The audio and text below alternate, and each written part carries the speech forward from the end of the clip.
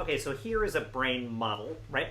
And I want to show it to you a little closer here. In a moment here, we're going to probably get a real human brain out that you can take a look at as well. But this fits in here, right? This is what we call the frontal lobe, this great big chunk up here. Back here is what we call the parietal lobe. So here is the parietal lobe. Back here is the occipital lobe. And then this great big sort of thumb of tissue here is the temporal lobe. And, you can sort of see if you kind of eyeball it, there's like a kind of like a centrally located kind of point, like line here, where the cortex, which is the bark of the brain, right, which is, we're going to see as you go in through it, you'll find multiple layers of cells, of gray matter. It sort of goes below the surface here and then comes back out like this. So the surface areas of cortex, like for example this piece right here and this piece right here, that's what we call a gyrus, and the plural is gyri, while these kinds of valleys where the sheets of cells descend below and then come back up, where you've got the lines basically along here, these are called sulci. Each one is a sulcus. And there is this thing called the central sulcus, which is right down the middle, sort of like here. And the central sulcus is an important sort of cortical landmark that separates the frontal lobe, which is more anterior, right, more rostral, from the more posterior or caudal parietal lobe. Another thing that sort of separates the frontal lobe, for example, from, let's say, the temporal lobe, which is more ventral over here, right, more inferior over here, is this great big line here. This is actually much deeper. And in fact, you can take a look inside. It goes, far deeper. And there's lots of sulci and gyri that are localized within this great big line here. This is actually referred to as a fissure. This is called the lateral fissure because it's on the side, right? So the lateral fissure is right here. It is also sometimes referred to as the Sylvian fissure after Thomas Sylvius, a famous neuroanatomist from many centuries ago.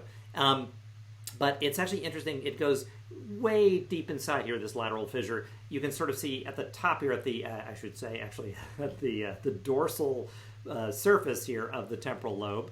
In here, there's many sulci and gyri. This is called the planum temporale. This is the plane of the temporal lobe, right? And there's some really important auditory structures, et cetera, in here. Primary auditory cortex kind of extends into here. And then if you keep going back in there, you can see there's all this additional cortex really deep and medial in the brain. This is actually another lobe that's kind of hidden back in here. It's called the insular lobe. And the insula, we're going to see, is really, really important for kind of viscero sensation, like sensation of the body and emotionally salient aspects of what's going on in the body, like injury or temperature or itch or kind of like a massage touch or sensual touch. So the insula is a really critical lobe, and it's kind of hidden deep within here. When I show you an actual human brain, it's hard to see the insula because you can't rip open the brain in this way. I mean, you can, but you shouldn't because we're going to use it for outreach purposes. So there's another giant fissure that you can sort of see here that separates the two hemispheres of the brain. Like here is our left hemisphere over here and our right hemisphere over here. Here's the frontal lobe, right? And this is actually, this giant kind of fissure is called the longitudinal fissure. And if I pull this open, so now I've got a mid-sagittal view, right, basically of the brain. I can see a number of important structures, like this is a huge band of white matter that connects the two hemispheres of the brain. It's called the corpus callosum.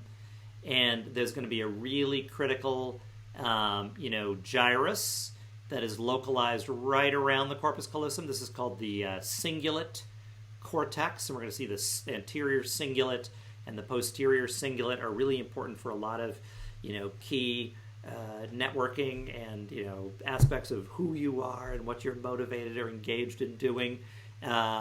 Here is a structure you can sort of see it. It's more lateral. I mean, it's a medial structure, but it's not right here in the middle. This is a big set of nuclei called the thalamus that we'll be talking about.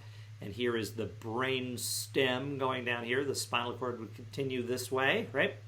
And then here is, of course, the cerebellum. So, lots of critical kind of landmarks here. I mentioned before how the central sulcus, basically separates the frontal lobe from the parietal lobe. But the separation from the, between the occipital lobe and the parietal lobe and the temporal lobe is a little more of an art.